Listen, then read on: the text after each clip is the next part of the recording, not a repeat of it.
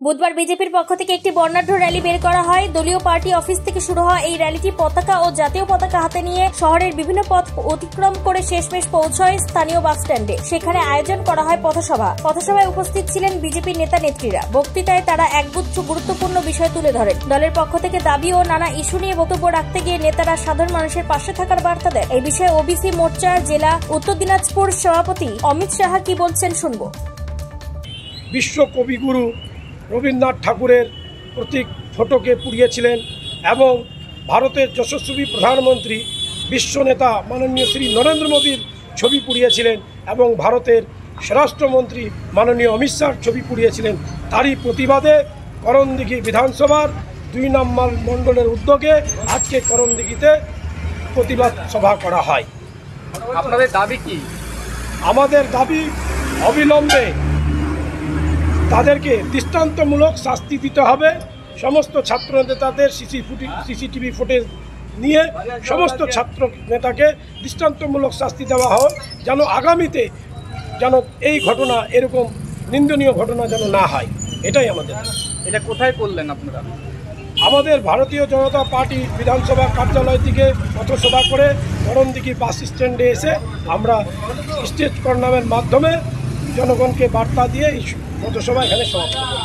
আপনার নাম, কোন দায়িত্বে রয়েছে? আমার নাম অমিত সাহা, আমি ওবিসি মোর্চার জেলা সভাপতি। এদিনের র্যালি ও পথসভাকে ঘিরে এলাকায় কৌতূহল তৈরি হয়। বহু মানুষ পথসভা শোনার জন্য উপস্থিত হন। বিজেপির এই কর্মসূচিকে কেন্দ্র করে রাজনৈতিক উত্তেজনা চড়ায় এলাকায়। উত্তর দিনাজপুরের করণদিঘি থেকে অভি সিনহার রিপোর্ট, টাইমস 14 বাংলা।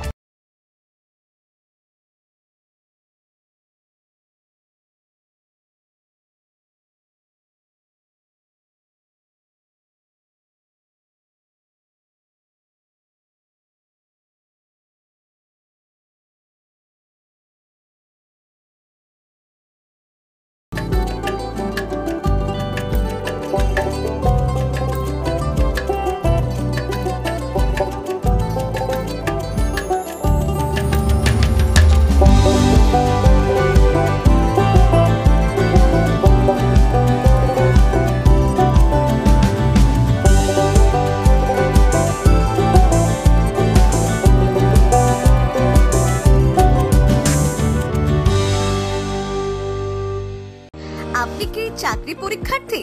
চাকরি পরীক্ষার বই খুঁজছেন? তাহলে আজই চলে আসুন সৌর বুক অ্যান্ড ম্যাগাজিন সেন্টারে। এখানে BSc, WBCS, bank, rail, ICDS, nursing, ANM এবং জিএনএম সহ কেন্দ্রীয় ও রাজ্য সরকারি সকল চাকরির পরীক্ষার বই ও ম্যাগাজিন পাওয়া যায়। আমাদের ঠিকানা খড়িমোড়, মোহনবাটি, রায়গঞ্জ। বিস্তারিত জানতে যোগাযোগ করুন 9002904090 অথবা 9434347016।